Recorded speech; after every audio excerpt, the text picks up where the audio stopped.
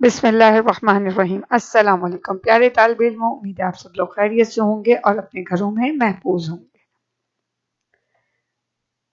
علم میں اضافے کی دعا، ربی زدنی علما، اے میرے رب میرے علم میں اضافہ فرما، آمین۔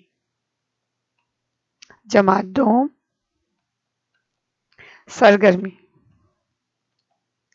سرگرمی نمبر 5، یہ ہماری نظم کوشش کیے جاؤ سے لی گئی ہے۔ صفحہ نمبر 70۔ سرگرمی نمبر 5، مندرجہ ذیل سوالات کے جوابات تحریر کیجیے۔ آپ نے ان سوالات کے جوابات اپنی کاپی میں تحریر کرنے ہیں۔ سوال نمبر 1، اگر دکان بند کر کے بیٹھ جائیں تو کیا ہوگا؟ اگر آپ اپنا کاروبار بند کر کے بیٹھ جائیں گے تو آپ کو نقصان پہنچ سکتا ہے۔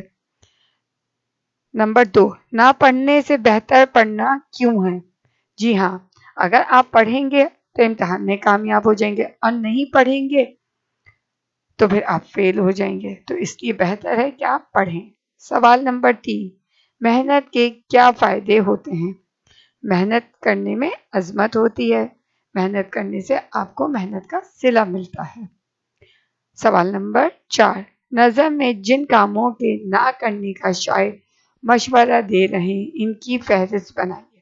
آپ نے اچھے طریقے سے اپنی نظم کی بلند خوانی کرنی ہے اور اس سوال کا جواب اپنی کاپی میں تحریر کرنا ہے۔ سوال نمبر 5، کن کاموں کے کرنے کا شاعر مشورہ دے رہے ہیں؟ فہرست تیار کیجیے۔